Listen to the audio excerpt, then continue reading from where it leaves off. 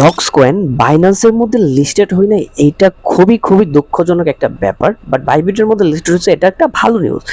এখন অনেকের কোশ্চেন হচ্ছে যে বাইবিটের মধ্যে যখন ডক্স কয়েন লঞ্চ হবে, যখন সেল করা যাবে, আমরা কি সাথে সাথে সেল করে দিলে বেশি প্রফিট হবে, ইয়া আমরা পরে সেল করবো, অনেক দিন পরে সেল করবো, বা 2 দিন বা 3 দিন পরে সেল করলে কি আরো বেশি প্রফিট হইতে পারে কিনা। এখন not coin same to same dogs coin, TON ইকোসিস্টেমের একটা কয়েন, ডক্স কয়েনও same to same coin.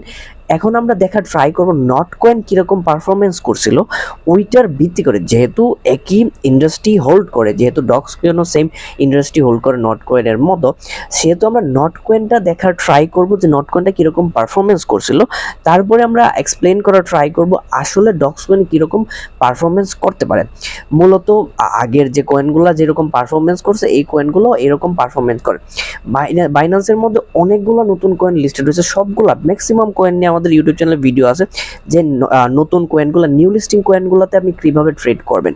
New listing কয়েনগুলোতে trade করে প্রফিট করার এক্সপিরিয়েন্স আমার অসীম। আমাদের ভিডিওতে অনেকবার বলছি, আমাদের গ্রুপের মধ্যে অনেকবার সিগন্যাল দিচ্ছি, যেখানে কেউ $100 থেকে $20, $30, 20 মিনিট 30 মিনিটে পর্যন্ত বানায় ফেলছে।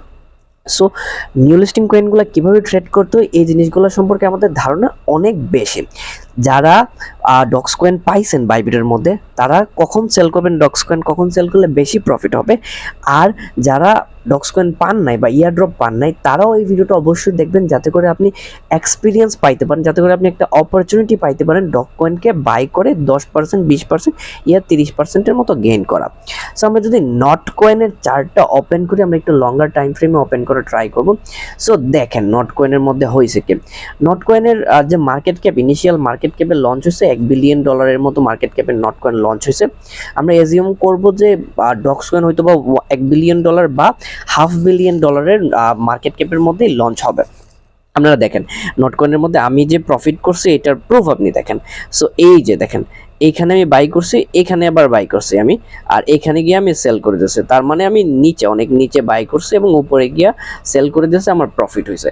সো হয় কি, যখন কোনো একটা কয়েন মার্কেটের মধ্যে লিস্টেড হয়, যখন মার্কেটের মধ্যে লিস্টেড, যেমন অনেক কয়েন যখন মার্কেটের মধ্যে, ডক্স কয়েন যখন মার্কেটের মধ্যে লিস্টেড হবে, তখন কি হবে, তখন আপনার কাছে ধরেন 1000 ডক আছে, কারোর কাছে ধরেন 1 লাখ ডক আছে, কারোর কাছে ধরেন 20 লাখ ডক আছে, তখন আপনি কি করবেন, ম্যাক্সিমাম মানুষ কি করবে, সেল করে দিবে। এখন ধরেন আমার কাছে 1 লাখ ডক আছে, আমি এই ডক কয়েনটা লিস্টিং হওয়ার সাথে সাথে সেল করে দিলাম, তার মানে আমি ওই কয়েনটা থেকে এক্সিট নিয়ে নিলাম। এখন আমি যে সেল করলাম, সেল করার ফলে কি হয়, প্রাইসটা ড্রপ দিতে থাকে, প্রাইসটা নিচে আসতে থাকে, পার্ট বাই পার্ট যখন সেল হয় প্রাইসটা তখন নিচে আসতে থাকে। সেম টু সেম দেখেন, এইখানে লিস্টিং হয়েছে, লিস্টিং হওয়ার পরে প্রাইসটা এই জায়গায় চলে গেছে, এই জায়গায় প্রাইসটা চলে আসে। যখন আস্তে আস্তে বায়াররা বের হইতে থাকছে, সেলিং করা শুরু করছে, তো এইখান থেকে প্রাইসটা অলমোস্ট এইখানে চলে আসে। ক্যান ইউ বিলিভ, এইখান থেকে প্রাইসটা নিচে নামতে এইখানে চলে আসছে। তার মানে যদি আপনি লঞ্চ হওয়ার সাথে সাথে যদি সেল না দিতেন, প্রাইসটা পরে নিচে চলে আসতো, যেটা নিচে চলে আসছে।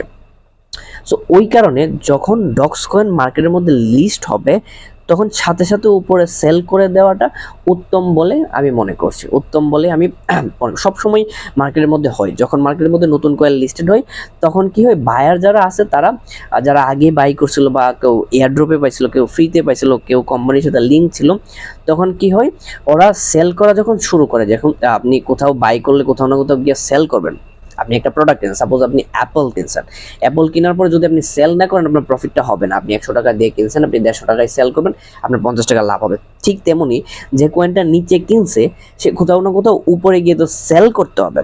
যখন সেল করবে, তখন আলটিমেটলি মার্কেটটা কি করবে, ড্রপ দিবে। তো মেজরিটি যখন সেল করা স্টার্ট করছে, তখন প্রাইসটা নিচে চলে আসছে। তার মানে সবচেয়ে উত্তম হয়তো আপনি উপরে সেল দিয়ে দেওয়া। যখন ডক্স কয়েনটা লিস্টেড হবে, সবচেয়ে উত্তম হবে আপনি উপরে সেল করে দেওয়া।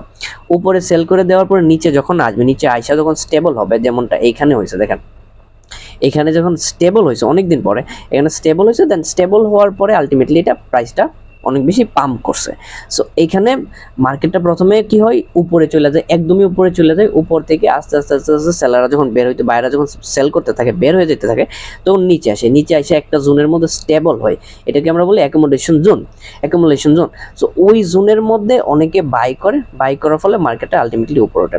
সো আপনি কি করবেন, যখন লঞ্চ হবে তখন সেল করে দিবেন, উপরে সেল করে দিয়ে যখন নিচে আইসা একটা স্টেবল বানাবে, একটা সাপোর্ট বানাবে, প্রপারলি একটা সাপোর্ট জোন বানাবে, তখন আপনি বাই করবেন। দেন আপনি ওইখান থেকে প্রায় 20-30% মতো প্রফিট আপনি গেইন করতে পারবেন কয়েক ঘন্টায়। আই হোপ যে বুঝতে পারছেন কিভাবে ট্রেড করতে হয়, কিভাবে কি করতে হয়। তারপরে যদি আপনাদের কোনো কনফিউশন থাকে, আমাদের সাথে ডিরেক্ট কথা বলতে চান, তাহলে অবশ্যই আমাদের টেলিগ্রামে আসবেন, ওইখানে এসে আমাদের নক দিবেন, কখন সেল করবেন, কিভাবে সেল করবেন, সব কিছুর জন্য। আই হোপ যে ভিডিওটা ইনফরমেটিভ লাগছে। নেক্সট ভিডিওতে আবার দেখা হবে।